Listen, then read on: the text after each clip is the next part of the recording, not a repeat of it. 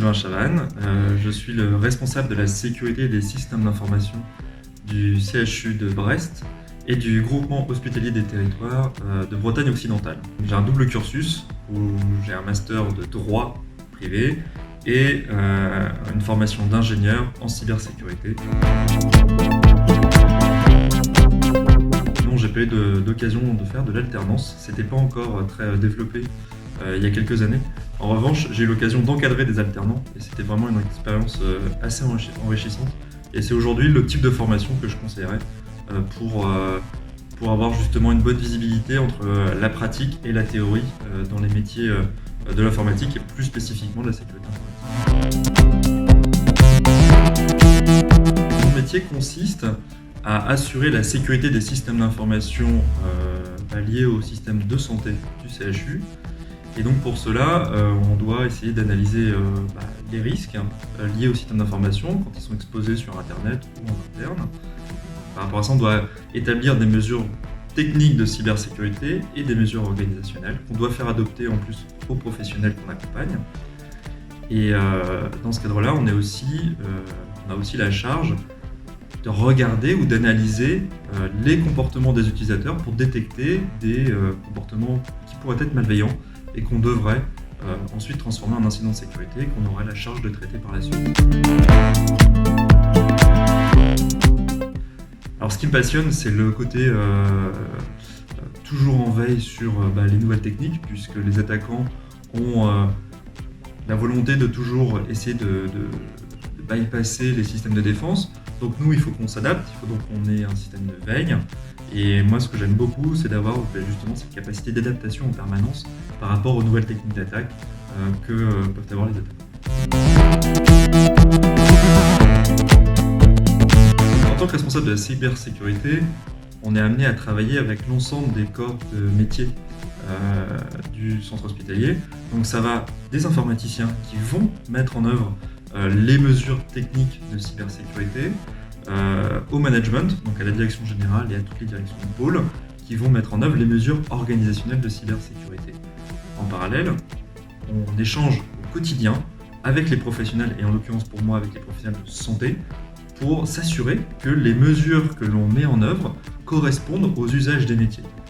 Le principal biais qu'on peut trouver dans ce type de métier, c'est de vouloir mettre en œuvre des mesures qui ne correspondent pas au métier et qui du coup seraient dévoyées ou contournées par les professionnels. Donc il faut absolument qu'on s'assure que sur le terrain, nos mesures correspondent aux usages des professionnels pour être adoptées et avoir une meilleure adhésion des professionnels sur le terrain et donc une meilleure sécurité.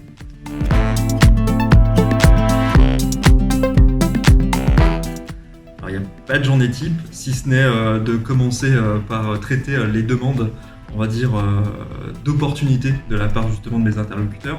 Donc c'est passe par des demandes d'avis, des demandes d'expertise. Le matin, c'est aussi un moment où je réserve toujours quelques minutes à la veille. On doit toujours se tenir au courant des mesures réglementaires, mais aussi des nouvelles techniques des attaquants. Donc il y a vraiment de tout. Donc la veille, les réponses aux avis et aux expertises. Et ensuite, il y a la gestion des projets, où on essaye de faire adopter aux gestionnaires de projets et aux professionnels et aux métiers notre expertise, on va dire, en termes de cybersécurité. Les deux principales qualités pour faire ce métier, c'est d'abord l'écoute. Il faut être attentif à nos interlocuteurs, savoir comment ils travaillent, comment ils fonctionnent, quels sont leurs objectifs aussi dans la journée. Est-ce que pour un professionnel, c'est par exemple d'assurer les soins. Donc nous, il ne faut pas qu'on soit bloquant par rapport à ça, donc il y a une vraie capacité d'écoute. Et ensuite, il y a la curiosité. Souvent, on est sollicité pour des demandes d'avis ou d'expertise dans lequel on va vous dire que pensez-vous de ça ou que pensez-vous de ci. Donc pour ça, on doit avoir une vraie curiosité pour aller chercher comment fonctionnent les mécanismes, ce que ça va induire en termes de risque. Et pour cela, c'est une vraie capacité. Il ne faut pas s'arrêter aux simples données qu'on va vous donner. Il faut vraiment aller plus loin et donc il y a vraiment cette nécessité d'être curieux. Je pense que c'est un indispensable dans ce type de métier.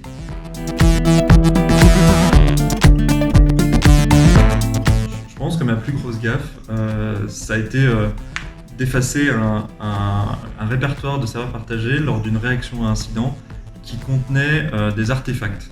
On a pu récupérer des données à terme, mais Quand vous êtes à l'instant T en train de traiter un incident et que quelqu'un vient supprimer le dossier partagé qui sert à recueillir des artefacts, ça fait jamais plaisir.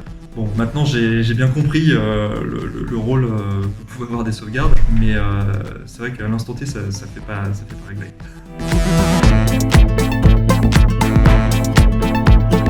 Alors le cliché de l'informaticien qui s'avère vrai, c'est une bonne question. Peut-être la fainéantise. Pourquoi la fainéantise?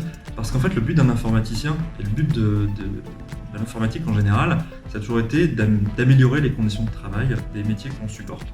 Et donc, le but de l'informaticien, c'est de trouver des procédures, des processus qui vont automatiser les choses. Et c'est pour ça qu'un bon informaticien, c'est quelqu'un qui doit justement être fainéant pour se dire comment on fait pour automatiser, comment on fait pour aller plus vite, pour que la tâche soit bien faite et bien traitée. Les deux. Je pense que là, on l'a vu avec les crises sanitaires, mais même un peu avant, je pense qu'il est nécessaire d'avoir un bon équilibre entre les deux, et puis ça dépend du travail.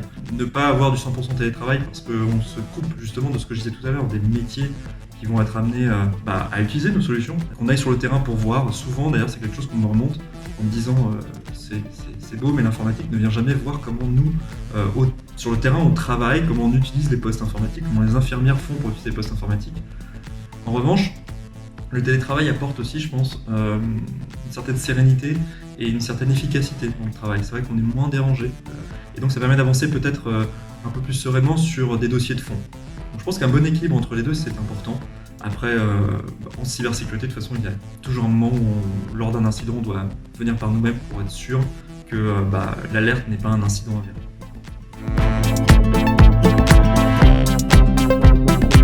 Les lignes de commande à 100%.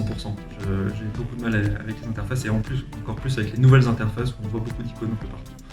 J'aime beaucoup la ligne de commande, c'est plus réactif et plus efficace. Linux? Non, les trois. Il faut, voilà, dans ce type de métier, il faut accepter les contraintes. Vous allez avoir des professeurs qui vont vous dire moi j'aime bien Mac, moi j'aime bien PC, moi j'aime bien Linux. Il faut être résilient, il faut accepter. Par contre, ça veut dire que, comme je le disais tout à l'heure avec la curiosité, il faut savoir comment fonctionne un Linux, comment fonctionne un Mac, comment fonctionne un Windows, et justement aller essayer d'adapter en fait les mesures de sécurité qu'on va prendre pour chacun des trois OS. Je pense que c'est important d'avoir de ne pas être sectaire.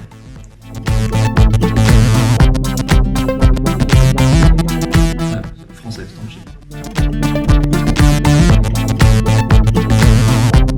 c'est C#.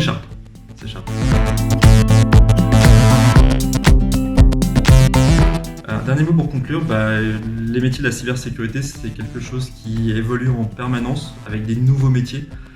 Il y a beaucoup de débouchés. Ce qu'il faut, c'est trouver sa voie, c'est voir si on est à l'aise à justement échanger avec des directions générales et des administrateurs système. Dans ce cas-là, on sera plus sur des postes transversaux comme le poste de RSSI. Par contre, si vous souhaitez analyser en profondeur des systèmes, que ce soit des systèmes d'exploitation ou des réseaux, il y a des postes dans les analystes SOC qui sont en plein essor en ce moment. Il y a vraiment tout un nouveau monde de métiers qui est en train d'éclore en ce moment. Et je pense que ça peut ouvrir de belles opportunités à l'avenir.